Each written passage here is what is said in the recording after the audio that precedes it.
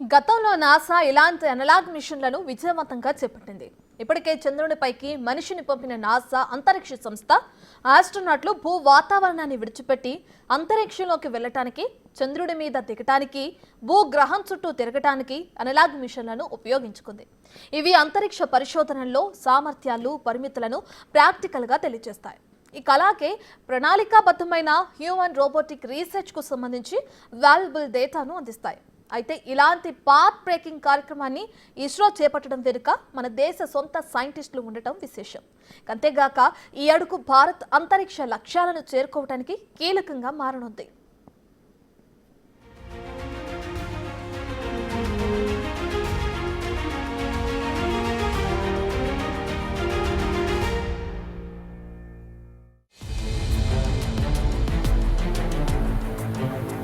భారతదేశ అంతరిక్ష పరిశోధన కేంద్రం ఇస్రో లక్ష్యాల్లో 2035 నాటికి భారతీయ అంతరిక్ష స్టేషన్ ఏర్పాటు చేయడం, 2040 నాటికి చంద్రునిపైకి భారతీయుణ్ణి పంపడం వంటివి ఉన్నాయి.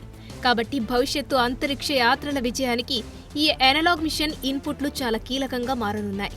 అంతేకాక 2047 నాటికి భారతదేశానికి స్వాతంత్ర్యం వచ్చి 100 ఏళ్లు నిండుతాయి. అప్పటిలోగా చేపట్టాల్సిన ప్రాజెక్టులపై ఇస్రో భారత్ స్పేస్ విజన్ 2047 పేరుతో ప్రత్యేక ప్రణాళికలు రూపొందించింది.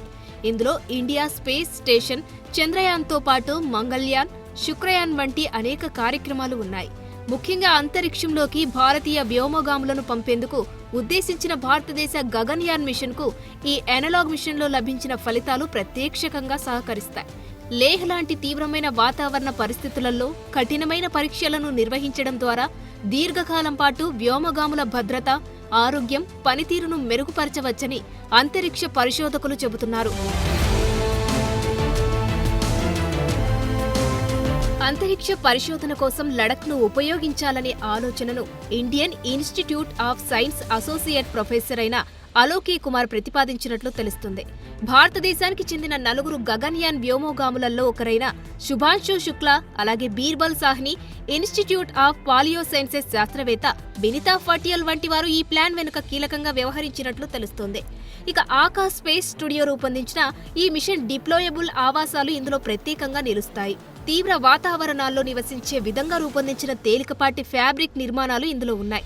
ఒక చోట నుండి మరొక చోటికి మార్చగల ఈ తేలికపాటి ఫ్యాబ్రిక్ నిర్మాణం మన్నికలో నెంబర్ 1గా నిలుస్తుంది. కఠినమైన వాతావరణ పరిస్థితులలో దీని పనితీరు ఎంత మెరుగ్గా ఉంటుందనే దానిపై ఈ విషయంలో పరీక్షించనున్నారు. అయితే చంద్రుడిపైకి వ్యోమగామిని పంపడంలో, మార్స్ పైన చేసే పరిశోధనల్లో ఇది కీలకమైన ఇన్పుట్లను ఇవ్వనుంది. ఇక అనలాగ్ స్పేస్ మిషన్లో భాగంగా తయారు చేసిన మిషన్ వ్యోమగాముల హృదయ స్పందన రేటు, బ్లడ్ ఆక్సిజన్, శరీర ఉష్ణోగ్రత, ఇతర ముఖ్యమైన సంకేతాలతో సహా రోజువారీ బయోమెట్రిక్ డేటాను సేకరిస్తుంది. దీన్ని బట్టి మానవ బయోసెన్స్ ఒంటరిగా ఉన్నప్పుడు ఎలా ఉంటుంది, తీవ్రమైన వాతావరణాల్లో ఎలా మార్పులు చెందుతుంది అనేది అర్థం చేసుకుంటుంది. ఇందులో భూమ్యేతర నివాస స్థలంలో వ్యోమగామి నిద్ర, మేల్కొనే సైకిల్ను నియంత్రించడానికి రూపొందించబడిన సిర్కాడియన్ లైటింగ్ సిస్టమ్ ఉంటుంది.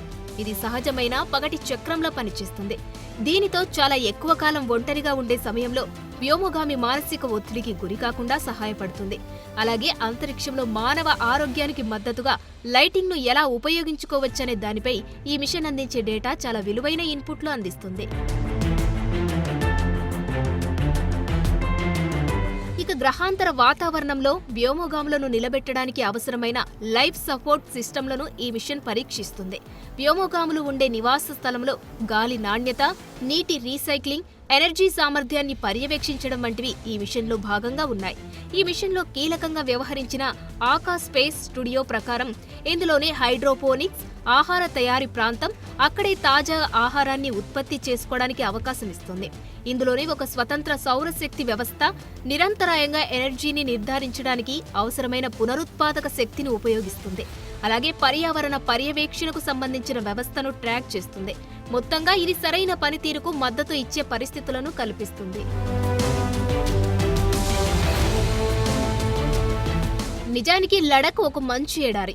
అక్కడ ఉష్ణోగ్రతలు ఎండాకాలంలో 3 నుంచి 35 డిగ్రీలు, చలికాలంలో -20 నుంచి -35 డిగ్రీలు ఉంటాయి. రోజువారీగా చూసుకుంటే 15 డిగ్రీల సెంటీగ్రేడ్ల నుండి -10 డిగ్రీల సెల్సియస్కి మారుతుంది. ఒక విధంగా ఇది భూలోకేతర వాతావరణాల్లో ఉండే వాతావరణానికి సరిపోయే విధంగా ఉంటుంది. అందుకే ఇది అంతరిక్ష ఆవాసానికి సంబంధించిన థర్మల్ ఇన్సులేషన్ పరీక్షకు అనుకూలంగా ఉంటుంది. సముద్ర మట్టానికి 3500 మీటర్ల ఎత్తులో ఉన్న ఈ ప్రాంతంలో ఆక్సిజన్ స్థాయిలు 40% మాత్రమే ఉంటాయి. ఇది మార్స్ గ్రహానికి సమానమైన అల్పపీడన పరిస్థితులను పోలి ఉంటుంది. ఇది వ్యోమగాములు ధరించే లైఫ్ సపోర్ట్ సిస్టంలను పరీక్షించడానికి అనువుగా ఉంటుంది. అయితే ఇది భారత్ చేపట్టిన మొదటి మిషన్. అంటే భవిష్యత్తులో నాసా మాదిరి ఇస్రో కూడా మరిన్ని అనలాగ్ మిషన్లను ప్రారంభించడానికి ఇది నాంది అని చెప్పాలి. ఇక ప్రపంచవ్యాప్తంగా జరుగుతున్న చంద్ర, మార్స్ గ్రహాల పరిశోధనల్లో మరింత స్థిరమైన ఉనికిని స్థాపించడానికి భారత్కు అవకాశం ఇస్తుంది. భారత్ భవిష్యత్తు అంతరిక్ష ప్రయోగాల్లో కీలక పాత్ర పోషించనుంది.